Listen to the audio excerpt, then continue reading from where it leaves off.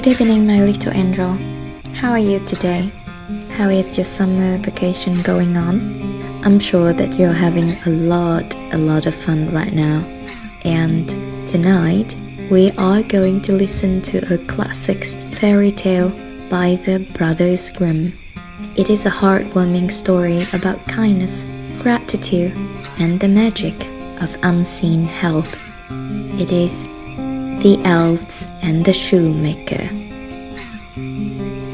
Once upon a time, not too long ago, in a land not too far away, there lived a poor old shoemaker and his wife who were feeling very lonely. Over the years, many new families had moved into their neighborhood, and while they wanted to get to know their new neighbors, they just didn't know how to.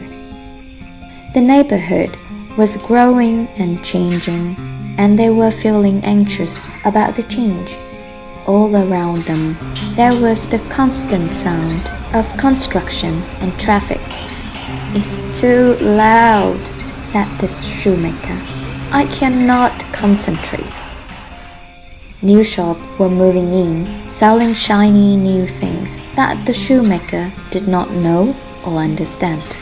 Worst of all, the more the neighborhood changed, the fewer people came into their store to buy shoes.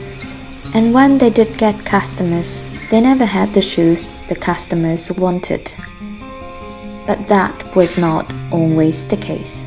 There was once a time when the neighborhood was a little less noisy, and the shoemaker and his wife were a little less along in years, that their shoes were the talk of the town. Throughout the city, one could hear their shoes trademark. Tap, tap, tap.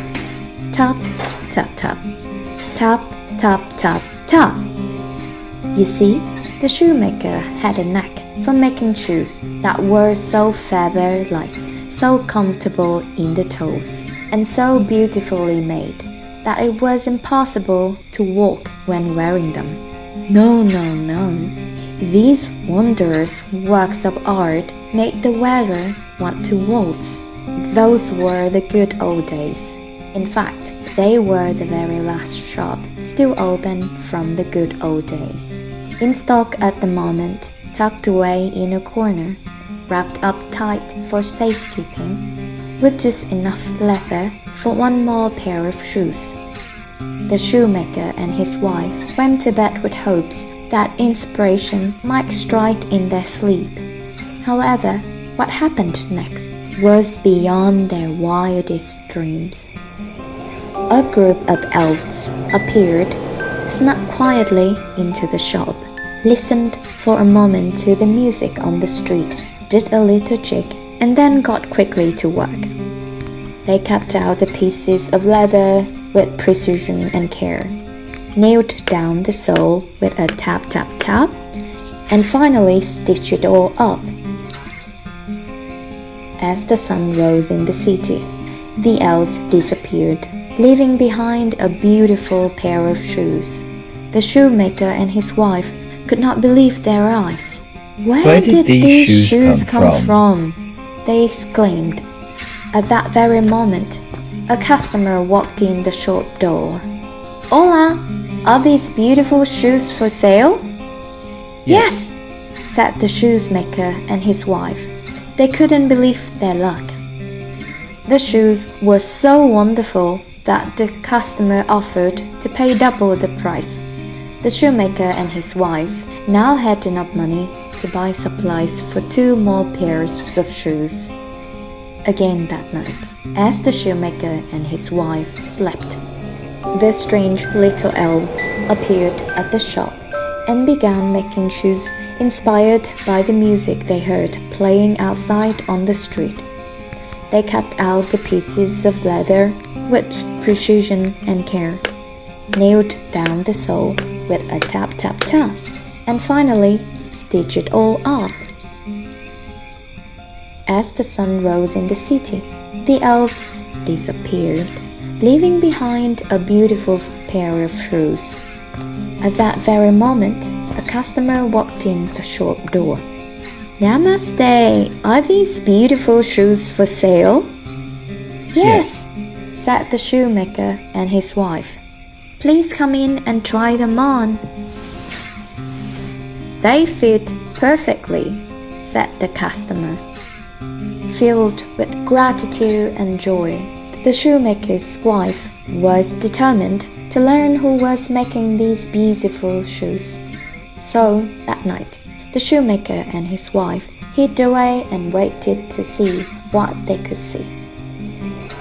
As soon as the music on the street began to play, in came the elves, ready to make shoes inspired by the music they were hearing. The shoemaker and his wife walked in awe. They couldn't believe their eyes. The elves cut out the pieces of leather with precision and care, nailed down the sole with a tap tap tap, and finally stitched it all up. We have to thank them, said the shoemaker's wife. So they waited for the elves to leave and quickly got to work, making a beautiful pair of shoes for each elf. That night, the shoemaker and his wife hid, and when the elves appeared, they jumped out and said, Thank you! The elves loved their new shoes. They put them on, and everyone danced all night long. The next morning, as the sun rose, the elves smiled, pleased with their work, and disappeared, leaving behind a shoemaker and his wife who had now become a part of a community full of friends. In fact, that very day, they decided to begin a new tradition. Every year, they brought their neighborhoods together to celebrate all their styles and customs. Therefore, no matter how the neighborhood grew or changed, no matter who moved in or out, their shoes kept everyone dancing happily ever after. And that's the end of our little story tonight. It's just so sweet, isn't it? And here is my wish for you. I wish you will find a pair of shoes that you love, the ones that are so comfortable, makes you want to dance, the ones that bring you together, the ones that grows up with you. And now, good night and sleep tight.